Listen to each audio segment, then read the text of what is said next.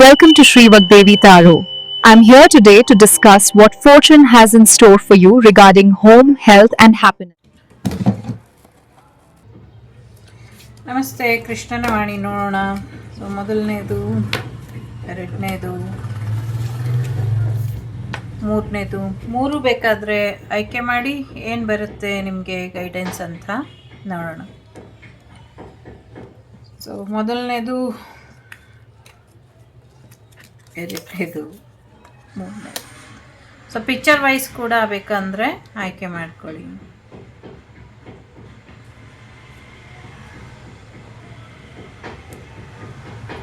ಮೊದಲನೇದು ಯಾರು ಆಯ್ಕೆ ಮಾಡಿದ್ದೀರಾ? ಸಾಕಷ್ಟು ರಹಸ್ಯಗಳು ಇದೆ. ಸೊ ಶತ್ರುಗಳ ಮೇಲೆ ಯೋಚನೆ ಮಾಡಿ ಒಂದಷ್ಟು ವಾರ್ ಮಾಡಿ ಈಗ ಸ್ವಲ್ಪ ವೆಯ್ಟ್ ಮಾಡಿ ಅನ್ನುವಂಥದ್ದು ಇದೆ. ಸಮಥಿಂಗ್ ಈಗ ನೀವು ಒಂದು ಎರಡು ಕೆಲಸ ತುಂಬ ಇಂಪಾರ್ಟೆಂಟ್ ಇದೆ. ಮೊದಲನೇದು ಮದುವೆ ವಿಚಾರ, ಇನ್ನೊಂದು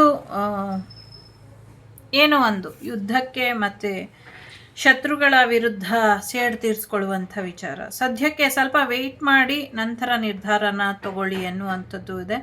ಶತ್ರುಗಳ ಮೇಲೆ ಅಥವಾ ನಿಮ್ಮ ಶತ್ರುಗಳು ನಿಮ್ಮ ಮೇಲೆ ಏನೇ ಮಾಡ್ತಿದ್ರು, ನೆಕ್ಸ್ಟ್ ಸ್ಟೆಪ್ ಏನಿದೆ ಅದು ದೈವದ ಸಹಾಯ ತಗೊಂಡು ಅಥವಾ ದೇವರ ಒಂದು ಅಪ್ಪಣೆ ಒಪ್ಪಿಗೆ ಮೇರೆಗೆ ನಿಮ್ಮ ಶತ್ರುಗಳ ಮೇಲೆ ತಯಾರಿನ ನಡೆಸಿ ಅನ್ನುವಂಥದ್ದು ಇದೆ. ದುಡುಕ್ಬೇಡಿ, ತಾಳ್ಮೆಯಿಂದ ಗುರುಗಳು ಏನು ಹೇಳ್ತಾರೆ, ಕೃಷ್ಣ ಏನು ಹೇಳ್ತಾರೆ ಕೇಳಿಕೊಂಡು ಮುಂದುವರಿರಿ ಅನ್ನುವಂಥದ್ದು ಇದೆ. ಸದ್ಯಕ್ಕೆ ವಿವಾಹಕ್ಕೆ ಸಂಬಂಧಪಟ್ಟಂಗೆ ಹೆಚ್ಚಿನ ಬದಲಾವಣೆಗಳು ಬರುವಂಥದ್ದು ಇದೆ.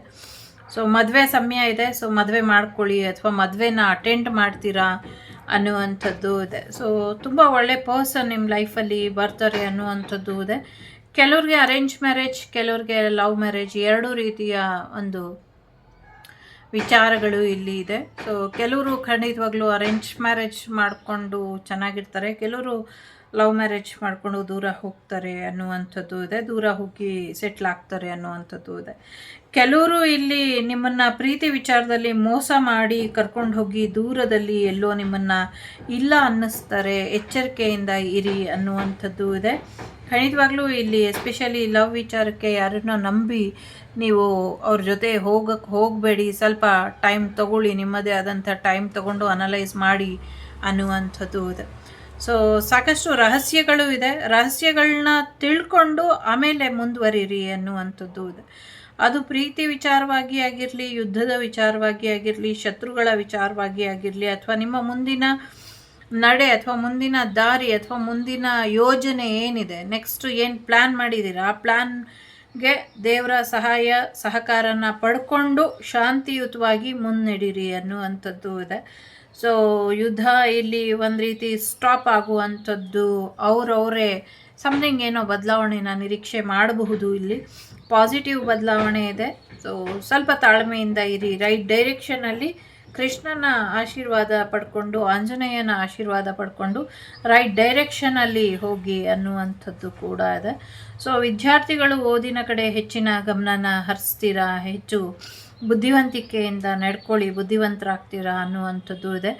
ಜೋರು ಮಳೆ ಬರುವಂಥ ಸಾಧ್ಯತೆ ಇದೆ. ಕೆಲವರು ನಿಮ್ಮ ವಿದ್ವತ್ತನ್ನ, ನಿಮ್ಮ ಜ್ಞಾನನ ಸ್ಟಕ್ ಮಾಡಿ ಇಟ್ಟಿದ್ದಾರೆ. ನೀವೇನು ಯೋಚನೆ ಮಾಡಬಾರ್ದು, ನಿಮ್ಮ ಇಂಟೆಲಿಜೆನ್ಸಿ ಅಥವಾ ನಿಮ್ಮ ಬುದ್ಧಿವಂತಿಕೆ, ನಿಮ್ಮ ಚುರುಕುತನ ನಿಮ್ಮ ಕೆಲಸಕ್ಕೆ ಬರಬಾರ್ದು ಅಂತ ಅಡ್ಡಿನ ಪಡಿಸ್ತಾ ಇದ್ದಾರೆ. ಸ್ವಲ್ಪ ಹೆಚ್ಚಿನ ಎಚ್ಚರಿಕೆ ಅನ್ನೋದು ಇರಲಿ ಅನ್ನುವಂಥದ್ದು ಇದೆ. ಒಳ್ಳೆಯದಾಗಲಿ. ಎರಡನೇದು ಯಾರು ಆಯ್ಕೆ ಮಾಡಿದ್ದೀರಾ? ಸೊ ಶತ್ರುಗಳ ಮೇಲೆ ಯುದ್ಧ ಮಾಡೋಕ್ಕೆ ರೆಡಿಯಾಗಿರಿ ಅನ್ನುವಂಥದ್ದು ಇದೆ. ಸಮಥಿಂಗ್ ಏನೋ ಹೇಳೋದಕ್ಕೆ ಆಗೋದಿಲ್ಲ, ಆ ಥರದ್ದು ಏನೋ ಒಂದು ಇದೆ. ಸೊ ನಿಮ್ಮ ಭಯಕ್ಕೆ ಶತ್ರುಗಳು ಶರಣಾಗತಿ ಆಗುವಂಥ ಸಾಧ್ಯತೆಗಳು ಕೂಡ ಇದೆ. ಸೊ ನಿಜವಾದ ಶತ್ರು ಯಾರು ಅನ್ನೋದನ್ನು ಭಗವಂತ ತೋರಿಸ್ಕೊಡ್ತಾನೆ. ಇಷ್ಟು ದಿನ ನಿಮಗೆ ಒಂದು ಕ್ಲಾರಿಟಿ ಇರಲಿಲ್ಲ, ಯಾರು ನಿಮ್ಮ ಎನಿಮಿ, ಯಾರು ನಿಮ್ಮ ಮೇಲೆ ಇಷ್ಟೊಂದು ದುರ್ವರ್ತನೆ ಮಾಡ್ತಾ ಇರೋದು, ಅಥವಾ ಯಾಕೆ ಈ ಥರ ಎಲ್ಲ ನಡೀತಾ ಇದೆ, ಸತ್ಯ ಏನು ಸುಳ್ಳೇನು ಇದೇನು ಗೊತ್ತಾಗ್ತಾ ಇರಲಿಲ್ಲ. ಮುಂದಿನ ದಿನಗಳಲ್ಲಿ ಇದು ನಿಮಗೆ ಗೊತ್ತಾಗುತ್ತೆ ಅನ್ನುವಂಥದ್ದು ಇದೆ. ಜೊತೆಗೆ ರಾತ್ರೋರಾತ್ರಿ ಬಾಣ ಪ್ರಯೋಗಗಳನ್ನ, ಏರ್ಫೋರ್ಸ್ ಇರ್ಬೋದು ಅಥವಾ ಆರ್ಮಿ ಇರ್ಬೋದು, ಎರಡು ಕಡೆಯಿಂದನೂ ಮತ್ತು ವಾಟರ್ ಎನರ್ಜಿಯಿಂದ, ನೇವಿಯಿಂದ ಕೂಡ 3 ಕಡೆಯಿಂದ ಯುದ್ಧಗಳು ಒಂದೇ ಟೈಮಿಗೆ ಏಕಕಾಲಕ್ಕೆ 3 ಕಡೆಯಿಂದ ಯುದ್ಧನ ಮಾಡ್ತಾರೆ. ಆವಾಗ ಸಾಕಷ್ಟು ಹಾನಿಗಳಾಗುತ್ತೆ, ಸಾವು ನೋವುಗಳಾಗುತ್ತೆ ಅನ್ನುವಂಥದ್ದು ಇದೆ. ಜೊತೆಗೆ ಶತ್ರುಗಳು ಶರಣಾಗತಿ ಹೊಂದುತ್ತಾರೆ ಅನ್ನುವಂಥದ್ದು ಕೂಡ ಇದೆ. ಸೊ ಶತ್ರುಗಳು ಉಳ್ಕೊಳ್ಳೋ ಚಾನ್ಸ್ ತುಂಬಾ ಕಡಿಮೆ ಇದೆ ಇಲ್ಲಿ ಅನ್ನುವಂಥದ್ದು ಇದೆ. ನೀವು ಕೃಷ್ಣನಿಗೆ ಶರಣಾಗಿ ಎಲ್ಲವೂ ಕೂಡ ಸರಿ ಹೋಗುತ್ತೆ, ಭಗವಂತ ನೋಡ್ಕೊಳ್ತಾನೆ ಅನ್ನುವಂಥದ್ದು ಇದೆ. ದ ಟೈಮ್ ಆಫ್ ಡೆತ್ ಅನ್ನುವಂಥದ್ದು ಇದೆ. ಎಲ್ಲವೂ ಕೂಡ ಭಗವಂತನಲ್ಲಿ ಲೀನ ಆಗುವಂಥ ಸಮಯ ಅಂತ ಹೇಳ್ಬೋದು. ಎಲ್ಲವೂ ಕೂಡ ಭಗವಂತನಲ್ಲಿ ಲೀನ ಆಗುತ್ತೆ. ಅಟ್ ದಿ ಸೇಮ್ ಟೈಮ್ ಒಂದಷ್ಟು ವಿಚಾರಗಳು ಇಟ್ ವಿಲ್ ಬಿ ಎಂಡ್ ಅನ್ನುವಂಥ ರೀತಿಲಿ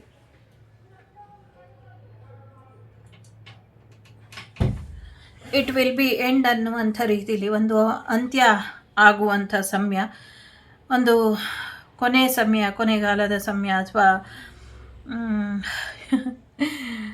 ಪ್ರಪಂಚನೇ ಒಂದು ರೀತಿ ಅಂತ್ಯ ಆಗುತ್ತೋ, ದುಷ್ಕರ್ಮಗಳು ಅಂತ್ಯ ಆಗುತ್ತೋ ಗೊತ್ತಿಲ್ಲ. ಎಲ್ಲವೂ ಕೂಡ ಭಗವಂತನಲ್ಲಿ ಲೀನ ಆಗುವಂಥ ಸಮಯ ಹತ್ತಿರದಲ್ಲೇ ಇದೆ.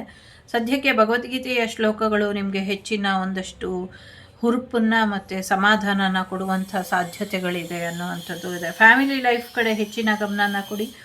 ನಿಮ್ಮ ಫ್ಯಾಮಿಲಿ ಮೆಂಬರ್ಸ್ ಸುರಕ್ಷಿತವಾಗಿ ಇರೋ ಹಾಗೆ ನೋಡ್ಕೊಳ್ಳಿ ಅನ್ನುವಂಥದ್ದು ಇದೆ. ಒಂದಷ್ಟು ವಿಚಾರಗಳು ನೀವು ಎಚ್ಚರಿಕೆ ವಹಿಸಿದ್ರೆ ಹೆಚ್ಚಿನ ಲಾಭ ಇದೆ ಇಲ್ಲಿ ಎನ್ನುವಂಥದ್ದು ಇದೆ. ತುಂಬ ಸೂಕ್ಷ್ಮವಾದಂಥ ವಿಚಾರಗಳು. ರಕ್ಷಾ ಕವಚ ಯಾವಾಗಲೂ ರಕ್ಷಾ ಕವಚವಾಗೇ ಇರಬೇಕು, ಭಕ್ಷಾ ಕವಚ ಆಗಬಾರ್ದು. ಇದ್ರ ಬಗ್ಗೆ ಹೆಚ್ಚಿನ ಗಮನನ ಹರಿಸಿ ಅನ್ನುವಂಥದ್ದು ಇದೆ. ಸೊ ನೀವು ನಿಮ್ಮ ಫ್ಯಾಮಿಲಿ ಮೆಂಬರ್ ಎಲ್ಲರೂ ಕೂಡ ಚೆನ್ನಾಗಿರೋ ಹಾಗೆ, ಸೇಫ್ ಆಗಿರೋ ಹಾಗೆ ನೋಡ್ಕೊಳ್ಳಿ. ಜೊತೆಗೆ ಮುಂಜಾಗ್ರತಾ ಕ್ರಮನ ವಹಿಸಿ ಅನ್ನುವಂಥದ್ದು ಇದೆ. ನಿಮ್ಮ ಜಾನುವಾರುಗಳನ್ನು ಕೂಡ ನಿಮ್ಮ ಜೊತೆಲೇ ಇಟ್ಕೊಳ್ಳಿ ಅನ್ನುವಂಥದ್ದು ಇದೆ. ಒಂದು ಕ್ರಿಟಿಕಲ್ ಸಮಾವೇಶ ಬರುತ್ತೆ. ಆ ಸಮಯದಲ್ಲಿ ಧೈರ್ಯವಾಗಿ ಎದುರಿಸಿ, ನಿಮಗೆ ಎಲ್ಲ ರೀತಿಯಲ್ಲೂ ಸುರಕ್ಷತೆ ಇದೆ ಅನ್ನುವಂಥದ್ದು ಇದೆ. ಒಂದು ಸುರಕ್ಷಿತವಾಗಿರುವಂಥ ಕೈಗಳಲ್ಲಿ ಆ ಹೆಣ್ಣು ಮಗುನ ಒಪ್ಪಿಸಿ ಫ್ಯಾಮಿಲಿ ಲೈಫಿಗೆ ಅದನ್ನು ಹೋಗೋದಕ್ಕೆ ಬಿಡಿ ಅನ್ನುವಂಥದ್ದು ಇದೆ. ಸಮಥಿಂಗ್ ಏನೋ ಇಲ್ಲಿ ಹಿಡನ್ ಇದೆ ಫ್ಯಾಮಿಲಿ ವಿಚಾರವಾಗಿ. ಸೊ ಭಗವಂತನಿಗೆ ಪ್ರಾರ್ಥನೆಯನ್ನು ಮಾಡಿ, ಜೊತೆಗೆ ನಿಮ್ಮದು ಹರಕೆ ಏನಿದೆ ಅದನ್ನು ತೀರಿಸಿ ಅನ್ನುವಂಥದ್ದು ಕೂಡ ಇದೆ. ಸೊ ಶಿವ ಪಾರ್ವತಿಯರ ಆಶೀರ್ವಾದನ ಪಡ್ಕೊಳ್ಳಿ ಅನ್ನುವಂಥದ್ದು ಇದೆ. ಶಿವನ ಸಂಪೂರ್ಣ ಕುಟುಂಬದ ಆಶೀರ್ವಾದ ನಿಮ್ಮ ಮೇಲೆ ಇದೆ. ಶಿವ, ಪಾರ್ವತಿ, ಗಣೇಶ, ಸುಬ್ರಹ್ಮಣ್ಯ, ನಂದೀಶ್ವರ ಮತ್ತು ಅಮ್ಮನ ಸಿಂಹವಾಹನ, ಸೊ ಗುರುಗಳ ಆಶೀರ್ವಾದ, ಎಲ್ಲರ ಆಶೀರ್ವಾದ ಇದೆ. ದತ್ತಾತ್ರೇಯರ ಆಶೀರ್ವಾದ ಕೂಡ ಇದೆ. ಸೊ ಖಂಡಿತವಾಗ್ಲೂ ಫ್ಯಾಮಿಲಿ ಪರ್ಸನ್ ಆಗಿ ಬದಲಾಗ್ತೀರಾ. ಸೊ ನಿಮ್ಮದು ಹ್ಯಾಪಿ ಫ್ಯಾಮಿಲಿಯಾಗಿ ಇರುತ್ತೆ, ಖಂಡಿತವಾಗ್ಲೂ ಇರುತ್ತೆ. ಹ್ಯಾಪಿ ಫ್ಯಾಮಿಲಿಯಾಗಿ ಇರ್ತೀರಾ ಅನ್ನುವಂಥದ್ದು ಒಳ್ಳೆಯದಾಗತ್ತೆ.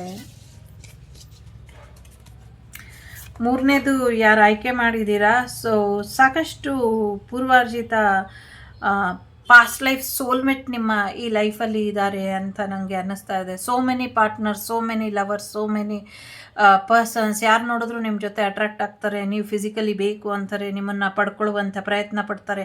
ಬಹಳಷ್ಟು ವಿಚಾರಗಳಲ್ಲಿ ಎಲ್ಲರಿಗೂ ನೀವು ಸರಿಸಮಾನವಾಗಿ ನೋಡ್ತೀರಾ. ಜೊತೆಗೆ ಬಹಳಷ್ಟು ಜನರು ನಿಮ್ಮ ಕಡೆ ಅಟ್ರಾಕ್ಟ್ ಆಗ್ತಾರೆ ಅನ್ನುವಂಥದ್ದು ಇದೆ. It's one of the reason ನಿಮ್ಮ ಪಾಸ್ಟ್ ಲೈಫಿನ ಎಷ್ಟೋ ಸೋಲ್ಮೇಟ್ಸ್ ಈ ಲೈಫಲ್ಲೇ ಒಂದು ಸತಿಗೆ ಬಂದುಬಿಟ್ಟಿದ್ದಾರೆ ಅನ್ನುವಂಥದ್ದು ಇದೆ. ಸೊ ಅದು ಮೇ ಬಿ ನಿಮ್ಮದು ಕರ್ಮ ಕ್ಲಿಯರೆನ್ಸ್ ಲಾಸ್ಟ್ ಜನ್ಮ ಇರಬಹುದು. ಇದು ಆ ಕಾರಣಕ್ಕೋಸ್ಕರ ಎಲ್ಲವೂ ಈ ಜನ್ಮದಲ್ಲಿ ಒಂದರಿಂದ ಒಂದು ಬ್ಯಾಕ್ ಟು ಫೈರ್ ಆಗ್ತಾನೆ ಇದೆ. Buts nothing to worry. Next ಹುಣ್ಣಿಮೆ ಅಮಾವಾಸ್ಯೆ ಕಳೆದ ಮೇಲೆ ಒಂದಷ್ಟು ಜನರು ತಂತಾನೆ ದೂರ ಆಗ್ತಾರೆ ಅನ್ನುವಂಥದ್ದು ಇದೆ. ಜೊತೆಗೆ ಮಥುರಾ ಅಥವಾ ವೃಂದಾವನ ಹೋಗಬೇಕು ಅಂದ್ಕೊಂಡಿರೋರು ಹೋಗಿ ಅನ್ನುವಂಥದ್ದು ಕೂಡ ಇದೆ. ಜೊತೆಗೆ ಗಂಗಾಧರೇಶ್ವರನ ಆಶೀರ್ವಾದ ನಿಮ್ಮ ಮೇಲೆ ಇದೆ ಅನ್ನುವಂಥದ್ದು ಕೂಡ ಇದೆ. ಜೊತೆಗೆ ಒಂದಷ್ಟು ಪೂರ್ವಜನ್ಮದ ಸಿದ್ಧತೆಗೋಸ್ಕರ ಅಥವಾ ನಿಮ್ಮ ಹಿಂದಿನ ಜನ್ಮದ ಪಾಸ್ಟ್ ಲೈಫ್ ಎನರ್ಜಿ ಅಥವಾ ನಿಮ್ಮ ಪೂರ್ವಜರು ಏನಿದ್ದಾರೆ ಒಂದಷ್ಟು ಅವರಿಗೆ ಮುಕ್ತಿ ಸಿಗುತ್ತೆ ನಿಮ್ಮಿಂದ, ಇನ್ನೊಂದಷ್ಟು ಜನ ಮುಕ್ತಿ ಹೊಂದುತ್ತಾರೆ ಅನ್ನುವಂಥದ್ದು ಇದೆ. ಖಂಡಿತವಾಗ್ಲೂ ಗಂಗಾ ಮಾತೆ ಭೂಮಿ ಮೇಲೆ ಮತ್ತೊಮ್ಮೆ ಬರ್ತಾಳೆ, ಬಂದು ಇನ್ನೊಂದಷ್ಟು ಜನರಿಗೆ ಮುಕ್ತಿನ ಕೊಡ್ತಾರೆ ಅನ್ನುವಂಥದ್ದು ಇದೆ. ಇದರ ಅರ್ಥ ಇಲ್ಲಿ ಇವಾಗ ಗಂಗೆ ಇಲ್ವಾ ಅನ್ನುವಂಥ ಪ್ರಶ್ನೆ ಅಲ್ಲ.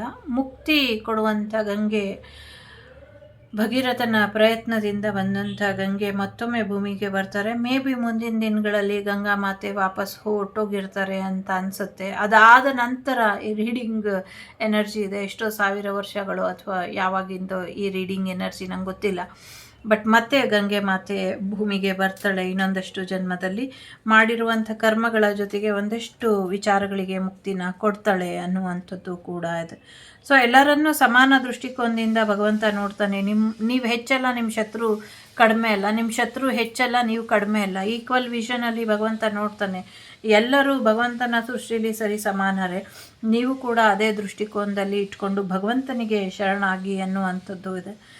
ಎಲ್ಲರಲ್ಲೂ ಭಗವಂತನ ನೋಡೋಕ್ಕೆ ಕೆಲವು ಸತಿ ಸಾಧ್ಯ ಇಲ್ಲ. ಸೊ ಹಾಗಾಗಿ ಅವರ ದುಷ್ಕರ್ಮಗಳಿಗೆ ಭಗವಂತ ಶಿಕ್ಷೆ ಕೊಡ್ತಾನೆ ಅನ್ನುವಂಥ ಒಂದು ಮನೋಭಾವನ ನೀವು ಖಂಡಿತವಾಗ್ಲೂ ಇಟ್ಕೊಳ್ಳಿ.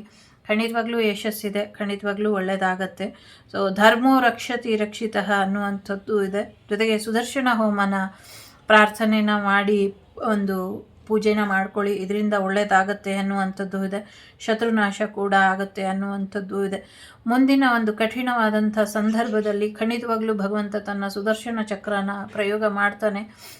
ನಿಮ್ಮಲ್ಲಿ ಕೆಲವರು ಖಂಡಿತವಾಗ್ಲೂ ಆ ಒಂದು ಪ್ರಯೋಗದ ದೃಶ್ಯನ ನಾವು ನೋಡ್ತೀವಿ ಅನ್ನುವಂಥದ್ದು ಇದೆ.